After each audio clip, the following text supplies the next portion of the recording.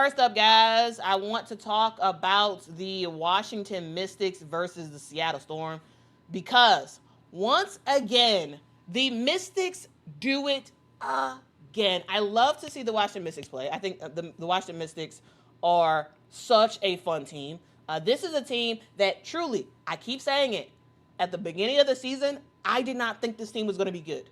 I did not expect them to be as good as they are, but here we are with a record of 11 wins, 10 losses. The Washington Mystics, man, this team is rocking and rolling. And once again, they have beat a team that they had no business beating. No business beating, right? Remember, this is the same team that just beat the Las Vegas Aces, right? 3-game winning streak for the Washington Mystics, and gotta give a shout out to the way that this team plays, because they're another team that really does play like a team, right? It really is like multiple players who are stepping up and making stuff happen. Faye says Kiki had a double-double again. She absolutely did. Not only that, she did make franchise history as well, but we're going to get to that in just a sec. However, this Washington Mystics team, with the young players they have on the floor, are rocking and rolling, right? They are rocking and rolling, guys. First up, you are led by Brittney Sykes, who, ended up with 19 points in this game, 4 assists, 4 rebounds for Slim. She's been rocking and rolling, right? Now, has this been the best season for Slim? I would say it was really good until she got hurt, and then when she came back, she was not the same necessarily. But now she's getting back to it. She's getting back to her normal game, and that is very, very, very good to see. And it wasn't just Brittney Sykes, right? Brittney Sykes shot around like 53% or so from the field. It wasn't just her, guys. Yesterday, we saw a whole lot of the rooks, Sonia, Citron, and Kiki Iriafen, do their thing once again. All right, Sonia Citron shoots a little bit under 500 from the field, and or 50% from the field, I should say. And she had 17 points in this one. Big time scorer for this Washington Mystics squad. Kiki Iriafen, another double-double, 10 rebounds, 10 points. She's rocking and rolling. Here's the thing, and also, can I give a big shout out to Shakira Austin? Yes, Shakira does not finish with a double-double, just 9 points, 7 rebounds. However, the way that she was getting her teammates involved was absolutely huge. Absolutely huge in yesterday's game. Five assists for Shakira Austin. It is very, very good to see now. She does need to clean up those turnovers, okay? Her and Sonia, they need to clean up those turnovers. However, really, really good game for the Washington Mystics. This game was a game that, again, I didn't expect them to win because they're playing a very good team that is actually turning into what they had last year in the Seattle Storm. So here's the deal. Basically, the Mystics owned the second half of the game, right? And sometimes you come out the gate and you're kind of neck and neck in the first half, and it's all about the second half. How do you turn on the Jets? And for the Washington Mystics, in that second half was where things really got going. Specifically in that third quarter, just dominating down low, right? And playing some really solid defense against a really, really good team for the Seattle Storm, right? It's very, very, very good to see. But I gotta say this. The Seattle Storm, what in the world? The Seattle Storm, once again, are a very, very good team on paper that is not totally living up to their talent. Here's the deal. Last year, coming into the season, last season in 2024, I was saying, hey, this Seattle Storm team is a very good team. They had a lot of great players on that team, right? A lot of great players. And they had sparks of like really good stuff. And then they had other games where it's like, what in the world? Like, why are you playing so bad? Why do you look discombobulated? Why are you losing to this team that you have no business losing to, because on paper you are drastically better than this team. Now we're getting to that point again this year where it's like, Seattle, what is going on, right? Right? We're wondering what in the world is going on with the Seattle Storm, because again, really, really good team, and again, have no business losing to the team they lost to. I'm just saying. I am just saying. Here's the deal. Sometimes you have periods of times where you're struggling a little bit. And I would say for the Seattle Storm, like the Seattle Storm is like almost there. They're almost there. Because again, we look at the squad that has, in my opinion, one of the best point guards out there right now in Skylar Diggins, right? Skylar she's an all-star for a reason, because she's been cooking this year, right? Absolutely cooking. You have Nneka Ogwumike, who is having a hugely successful season this year, right? She has been overall rocking and rolling. You see a resurgence of a Erica Wheeler, who has been cooking this year and showing people that, hey, she's not washed. She still got it, and she's better than you thought she was, right? And then you have a game like yesterday where the two players who are all-star status, all WNBA status, go in the game and kind of lay an egg, guys. Yesterday, Skylar and Nneka struggled. Struggle fest for both of those players. Both of them, right? For Skylar, normally Skylar is given around 18 points a game, 6 assists, roughly, right? That's normally what she's given. And yesterday, 10 points. She only had 4 assists, right? Costly turnovers. Costly turnovers. And you shoot just 28% from the field. 28%. Now, all season, you're around a 40, 45-ish field goal percentage shooter, right? And yesterday you couldn't hit shots. And when it mattered the most, turnover. Then you got Nneka having a all WNBA season. Nneka has been great this year. I've loved watching Nneka this year. Right? She's been really, really good down low. But yesterday she wasn't as effective. Yes. Does she hit her scoring average? Sure, she does. However, it's the way that she did it, right? It's the fact that she struggled to score. Around 33% from the field, right? For a team that has so much basketball IQ, for costly decisions and costly mistakes to be made at the end of the game, both on the offense and defensive end, like that's not something that you expect to see from a elite team like a Seattle Storm. And so once again, you have a disappointing loss for the Seattle Storm, a team that had no business losing, but they still lose anyway. All right. So just to recap for this season. The Seattle Storm have lost to the Mystics. They lost to the Sun, the Connecticut Sun, right? Of course, losing to the Valkyries, I don't think that's a big deal because we all know how good the Valkyries are. They lost to the Fever, not a big deal. They lost to the Aces, not a big deal. Lost to the Dream, not a big deal. Lost to the Lynx, not a big deal. But the fact that this team has lost to 2 of the worst teams in the WNBA, though the Mystics the Mystics were perceived to be the worst, one of the worst teams coming into the WNBA. Definitely one of the worst teams in the Connecticut Sun. You got to get it together, Seattle. Like, you have the talent. Like, talent is not your issue.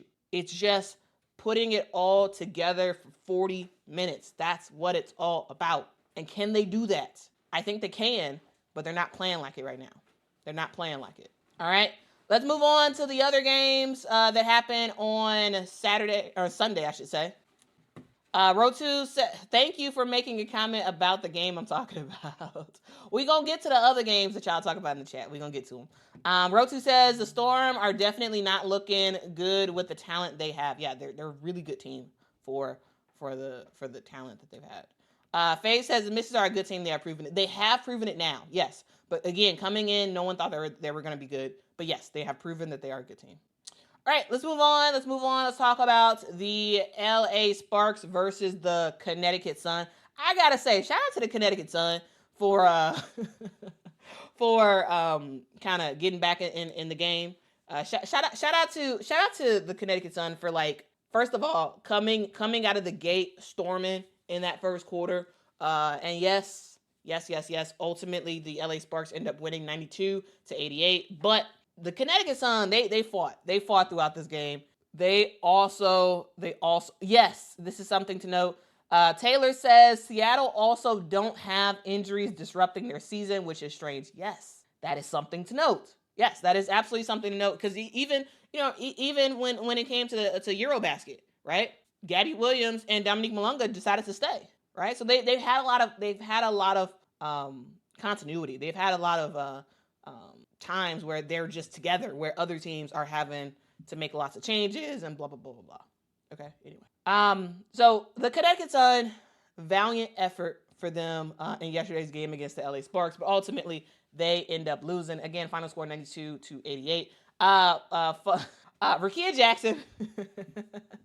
Rickea Jackson is funny. Rickea Jackson, her and Bria Hartley get into it a little bit at the game yesterday, and Rickea Jackson, her clapback was so funny. Okay, because basically they got into it, and then it looked like Rickea called Bria Hartley weak, and then I think after the game, somebody posted it on Twitter. After the game, like Bria put who's weak as blank, and then Rickea put whoever lost today. See, that's like I'm down for that type of stuff. Like, I think that's like that's fun. That's just very, very fun. Just back and forth. Like, again, they're competitors. It's not moving into other stuff.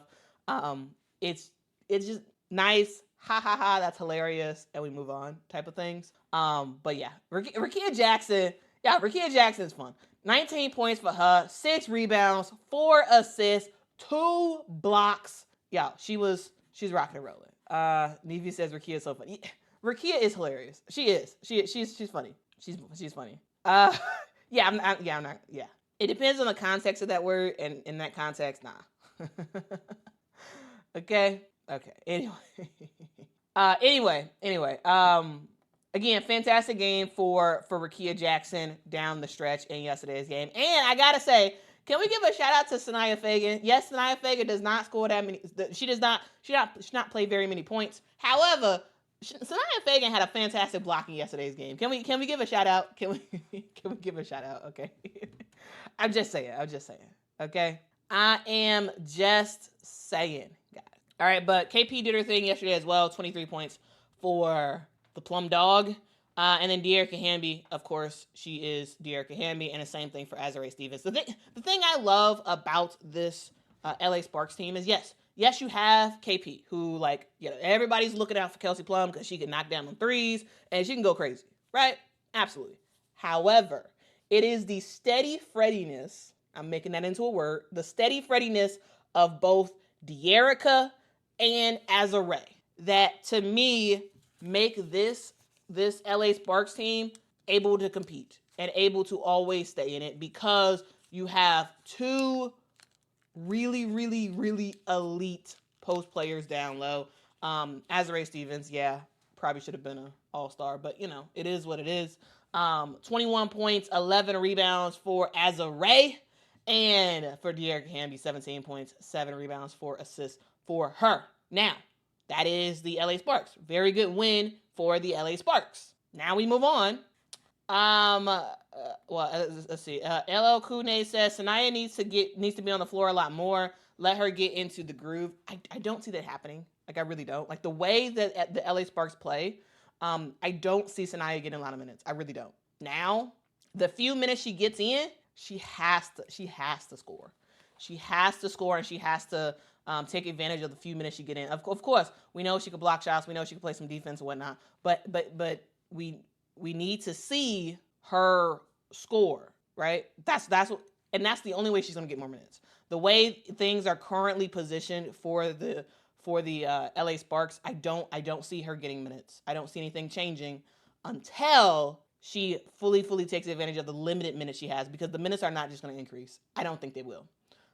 Because again, if you look at the offense that Lynn Roberts likes to run, it's a very everybody can shoot a three type of offense, and a very spread out type of offense, and you got to show that you can play in that consistently to actually get some minutes. So I don't see it changing. However, the minutes that she gets in, take advantage on both the offensive and defensive end to prove that you can make stuff happen. Okay. All right, now let's move on to the Connecticut Sun. Now, yes, the Connecticut Sun end up losing. However, I do have to give some shout outs, okay? Number one, shout out to Bria Hartley. Shout out to Bria Hartley, a player who was not even in the league last year, right? She was out the league. Now she's back in the league, and she has made a home in Connecticut with her former coach, Rashid Mezian. Bria Hartley is not the greatest point guard out there, right? She's not. However, she is a overall really good look for this Connecticut Sun team. Now, is she always on her game? Is she out, or her and JC or whatever, the point guard, shooting guard thing? But is Bria Hartley always on her game and always dominating? No, she's not. However, when she's on, she looks pretty good, right? And yesterday, I gotta say, Bria Hartley was on. Okay, 25 points for her. Dropped 4 threes in yesterday's game, 6 assists, just 1 turnover. Here's the deal. The problem with the Connecticut Sun is they don't have consistency, right? They don't have a lot of consistency. But when they're on, I mean, they look very good. I'm just saying, they look very good. Next up, let's talk about Sonia Rivers, who I also y'all know, I've been big on Sonia Rivers for a long time. Okay, I've been big on her for a long time. I think she's phenomenal on both the offensive and defensive end. And she once again proved it yesterday. Sonia Rivers. Let me just get 20 points. Is that impressive? Sure. 6 rebounds. Sure. But I gotta say, when it comes to Sonia Rivers, it's not just her scoring potential that you get her defense as well. So shout out to Sonia Rivers. She is someone who will get after it on defense, does a lot of the little work, a lot of the great help defense, just a lot of great stuff. Sonia Rivers does. Now, is she the perfect player? No, she's not. She's still a rookie. She's still learning. She's still growing. However, I've said it before. I'm going to say it again. The future for this Connecticut Sun team is that this is Sonia Rivers' team. That's the future, right? That's the future. The way I see it, it really is Sonia Rivers, because you put Sonia, but W Brazil says Sonia Rivers has heart. She does. She has a lot of heart. She has a lot of heart, right? And she plays with it. She plays with it. I love to see Sonia Rivers play. And she just, she keeps rocking and rolling. She keeps rocking and rolling. Okay. Also, big shout out to the other rook, Anissa Morrow, who came in the game, almost got close to double-double. 10 points, 7 rebounds for Anissa. Just Connecticut played a good game. They really did. They played a really good game, and ultimately they lose. But it is what it is. It is what it is. Okay. Mike says Rivers might be a superstar. I told y'all. Well, yeah, too. Look, Rakia didn't want to lose. Rakia was like, I'm not losing. She's like, hey, I'm at home. I'm not losing. No way. All right. And guys, remember, Connecticut is still playing without Marina Mabry. Marina Mabry is still out with a left knee injury, and just imagine Marina slotted in if Marina is on the team the way they played yesterday, Connecticut might have that win. So things are starting to progress for basically all teams in the WNBA. And Connecticut did make some changes before the game. They waived some players. We're going to talk about that more in just a sec. But first, let's move on to the other games that was yesterday. And I want to talk about the Atlanta Dream versus the New York Liberty. Now, here's the deal, guys. Here's the deal. Atlanta Dream versus New York Liberty. I thought this game can go either way. The reason why I thought it can go either way is because this Atlanta Dream team is actually a really, really good squad, right? They're a really, really good squad. Even with Ryan Howard out, like they're still a really good squad, right? And then we also have for the New York Liberty, they still have Jonquel Jones who's out. And so it's one of those things where both teams are missing a key player on their team, right? Both were missing a key player. But at the end of the day, we end up seeing the New York Liberty take down the Atlanta Dream. Final score of the game was 79-72. And this game was all about the response from the New York Liberty from the first half to the second half. Because sometimes you come into a game and you lay an egg in the first half. Sometimes that's what you do. Sometimes you lay an egg. Sometimes you just can't hit nothing to save your life. You can't hit anything, right? You're like Sabrina Ionescu, who like was kind of struggling to shoot, right? You have times where you just can't do anything. But how does the rest of your team respond to that? And for New York, laid a big old egg in the first half, but in the second half they were like, you know what? We got to play better. We got to do our thing. And we got to win this game because we cannot be losing to the Atlanta Dream. And the New York Liberty do just that. Ultimately, we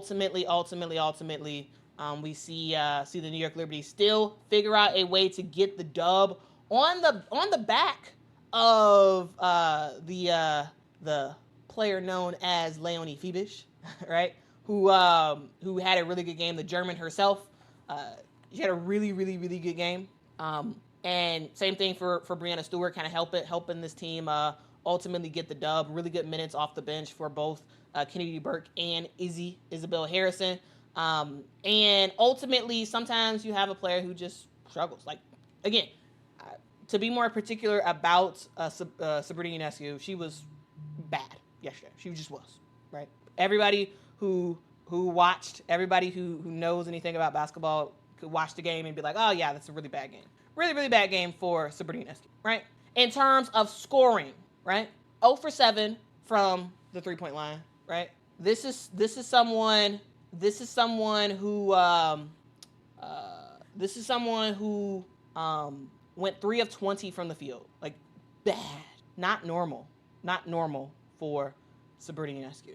But still, what did she do? She still passed the basketball around, tried to get her teammates involved, right? And didn't have very many turnovers. So yes, bad shooting game, absolutely, facts. But what else can you do to help your teammates win the game? And what else can your teammates do to help kind of step up and lead the team, right? And that's what Leonie Fibish did yesterday, right? That's what she did in her 21 points yesterday. 4 for 5 from the 3-point line. Big threes for Leonie, right? It's Stewie being Stewie down low, right? Double for her, 18 points for her, 10 rebounds, 4 assists. Like, she does her thing, right? Absolutely does her thing. And as a team, this New York Liberty team ultimately gets the dub versus the Atlanta Dream. Remember, guys, as I said earlier, Ryan Howard was out. She's out. She was out yesterday, and that was a huge loss, right? Alicia Gray, who has been cooking this year, has struggled, right? She struggled recently, right? In the game last week on Friday against Indiana, Alicia only scored 6 points. And then in yesterday's game, she only had 16. Now, is that still really good for most players? Absolutely. Absolutely, but it's the way she did it, right? Her 16 points was on 23% shooting from the field. Like, that's not good. Especially for a player like Alicia Gray, someone who is in the MVP conversation, right? That's not good, right? And so not having Ryan Howard is a huge, huge, huge loss for this team, because Ryan, in some ways, Ryan really does allow Alysha Gray to go off, right? Okay, so think about this. Okay, so when it comes to the guards for the Atlanta Dream, right? And you're playing defense, when Alysha Gray gets the ball, she can't be your primary focus when it comes to guard defense, because you then have Ryan Howard who can get the ball and make some stuff happen. And so, like, it's a 1-2 punch with them in those guard spots, because either one of them can go off. And so because she can't be the sole focus on defense, she ends up cooking, right? But when Ryan Howard is not in the game, when she's out, all eyes are on Alysha Gray, and she struggles a little bit, right? She struggled against Indiana. She struggled against the New York Liberty in terms of efficiency. Now, yes, she still gets 16 points, but, like, still, in terms of efficiency and in terms of just how it's done, it's not as great. And so, like, that's why it is so important to have just bucket getters in your starting lineup, right? That's why it's important, because it allows your teammates to get more opportunities if the defense is not only afraid of your teammate, but they're afraid of you too, right? There's something to that. There's absolutely something to that. And ultimately, the Atlanta Dream lose. Brianna Jones was not as dominant as she has been in past games. She only had 8 points yesterday, and you need Brianna Jones to score around 13, 14 points a game. That's what you need, right? Especially if you don't have Ryan Howard in the game, and ultimately we see the result, and the New York Liberty end up taking it to the Atlanta Dream and end up winning the game. All right. Next up. We're finally talking about the team that y'all been talking about this since the start of the game, or since the start of the live stream, okay? Y'all been talking about the Wings versus the Fever, and we're going to get into it, okay? Okay, we're going to get into it. Okay, so yesterday we saw the Indiana Fever take it to the Dallas Wings, 102 to 83. 102 to 83. And I just got to say, man, hey, the Indiana Fever looking good. Now, yes, sure, whatever, you can talk about the Dallas Wings not being a very good team, but the Dallas Wings have been playing a whole lot better recently as of late. But in yesterday's game, dog. The Indiana Fever couldn't be stopped, okay? Couldn't be stopped yesterday. They were rocking and rolling at home. And it started from the get-go, because when you have a really good first half, you can just maintain for the rest of the game. And that's exactly what the Indiana Fever did. They came out the gate running beast mode, okay? And I got to talk about this because, I got to talk about it. There was a lot of after the game was over, I saw a lot of chatter online about the Indiana Fever. And it seems, now, if this does not apply, let it fly, okay? If this does not apply to you, don't take offense, let it fly, okay? I've seen some people online, specifically on social media, that basically try their best to pit Indiana Fever players against each other and to pit the coaches against the players for the Indiana Fever, right? In advance of the game yesterday, I saw a narrative saying that Natasha Howard wants to sabotage Caitlin Clark's career, right? And it was like, okay, well, what? Like, well, Natasha Howard does not like Caitlin, and, these two players can't do anything together. These two players are, like, now I will say that, like, they're not as effective on the court together. However, it's not a conspiracy. Like, I've seen stuff that basically says that, like, Stephanie White is trying to ruin Caitlin Clark's career. Trade her if you're not gonna get rid of the coach. Trade her if you're not going to do get rid of all the players because they're not looking out for Caitlin's best interest and heart and blah, blah, blah, blah, blah, blah, blah, blah, blah. Now, hopefully for all those people who said all that stuff, hopefully yesterday kind of proved something to y'all, right?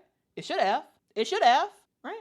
Yesterday, the Indiana Fever combined for a whopping 8 turnovers all game. 8 turnovers. Fantastic, guys. When we saw the Indiana Fever play yesterday, they were absolutely rocking and rolling. They looked good.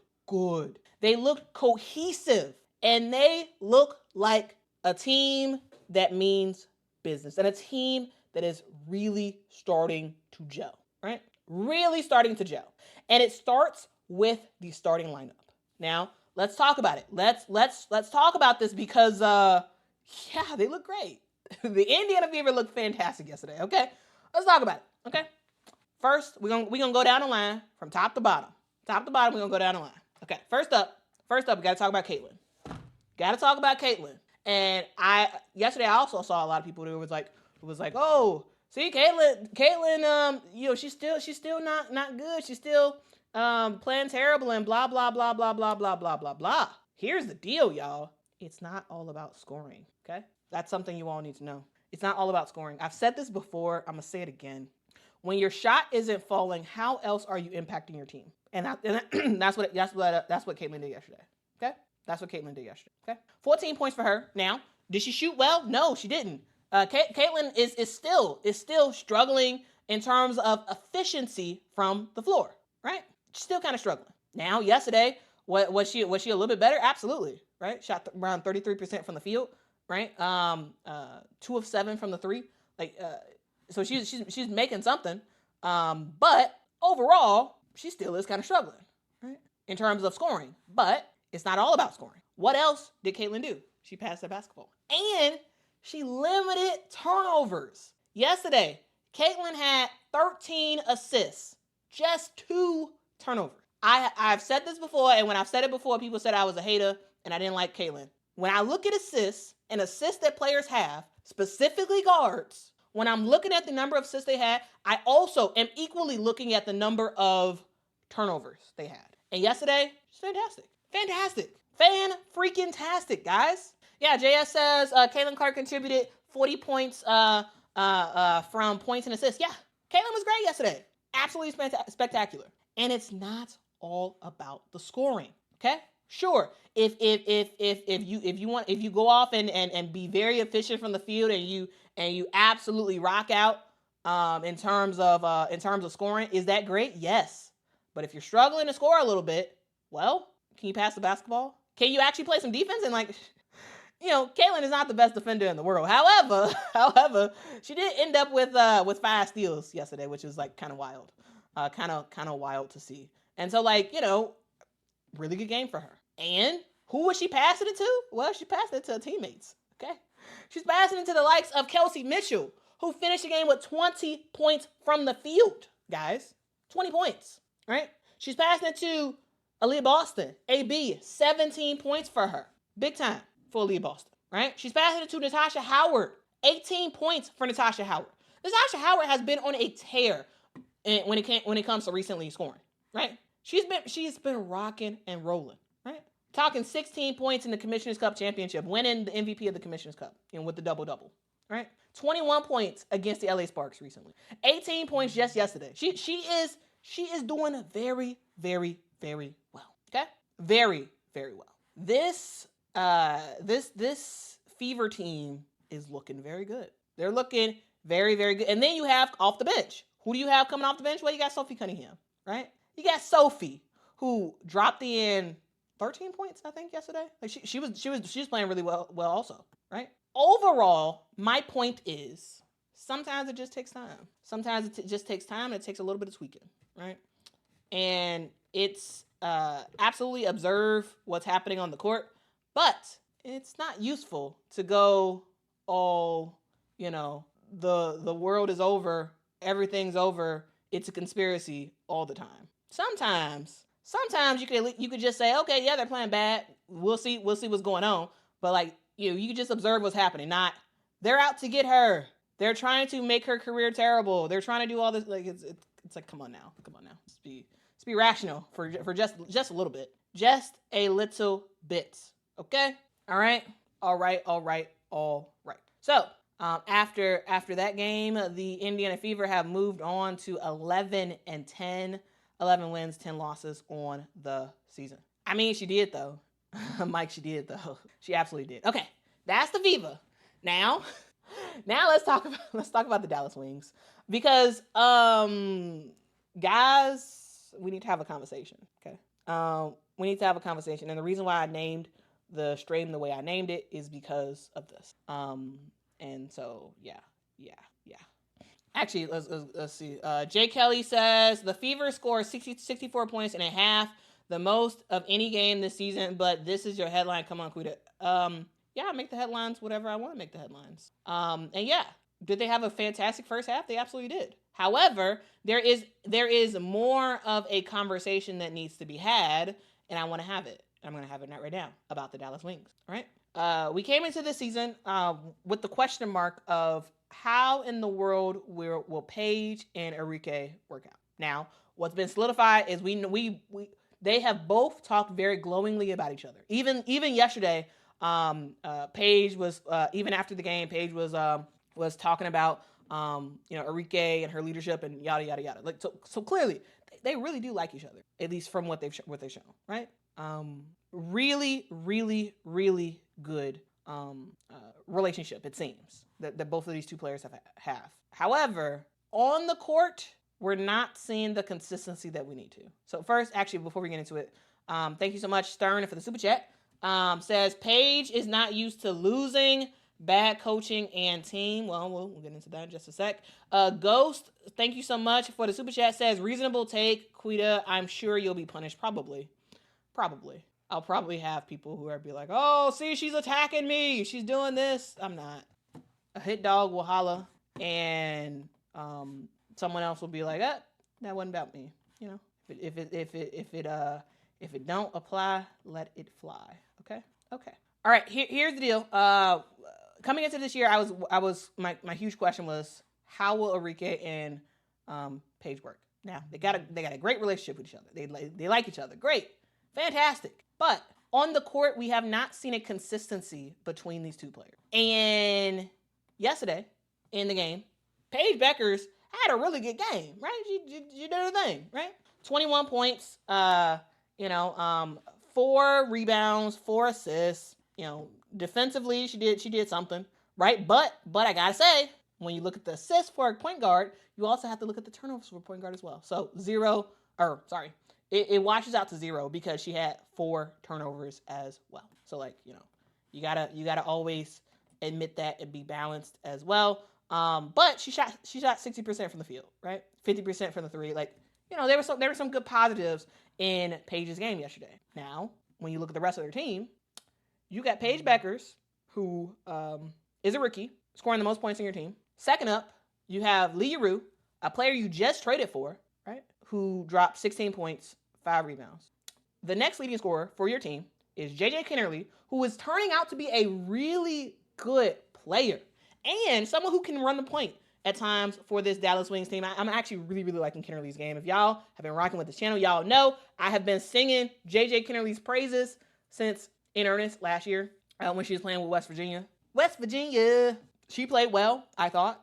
13 points for her, 4 assists, only 2 turnovers. I would say JJ Kennerly is continuing to get better and better and better. Isaiah James is another player who's continuing to get better and better and better. So in your starting lineup, you have 3 rookies and Nneka and Leah Rue. And in the top scorers for your team, first up you have a rookie. Second you have Leah Rue. Third highest scoring player yesterday for the Dallas Wings is another rookie in JJ Kennerly. And the 4th highest scorer for your team is another rookie, Isaiah James, who had 11. Here's the deal, guys. Yes, some things to note, and we're gonna talk through Nneka real quick. So some important things to note. Nneka Ogwumike is finally back. Nneka has been out due to injury as of late, right? This is her 7th year in the WNBA. This is someone who has been all-star MVP candidate. She's been she's been doing her thing. But this year she has dealt with some injury. And so, as a result, she's been missing some games, right? Arike was out for a couple of games due to a left thumb injury. Yesterday made her return back. So, when we talk about the game that Arike had yesterday, which we're going to talk about, context is key. Context is key. So, yes, she just came back from a thumb injury, and so like not the best game for her. So let's get into Arike. Yesterday Arike was bad. Flat out bad, right? 0 for 10 from the field. This is someone who just struggled, just jacking up shots, missing them, out of rhythm in terms of her just overall game in general. But again, remember, first game back from injury, right? Yes, she did get her passes in a little bit. Had what, 4 assists, I think, in yesterday's game. So like that's something. But overall, when it comes to Arike Ogwumike, what do we think about Arike with? When we hear the name Arike Ogwumike, we think of someone who can score the basketball, right? That's what we're thinking of. We're thinking of a straight up shooter. That's what we're thinking. And yesterday, it was like, what in the world is that? What are you doing? What is going on? Why is this bad? Yeah, Brett. Yeah, Arike was even missed shots right under the basket. Like there was one where she missed a shot. Then she get her own rebound, and then she threw it back up, and I was like, what in the world? What was that? So either Arike is still her thumb is still giving her issues, and she's just not ready. Or I mean, honestly, I think it's just that like she clearly she was just bad, she's trash. Like, and again, it's not normal for a player like Arike Ogwumike.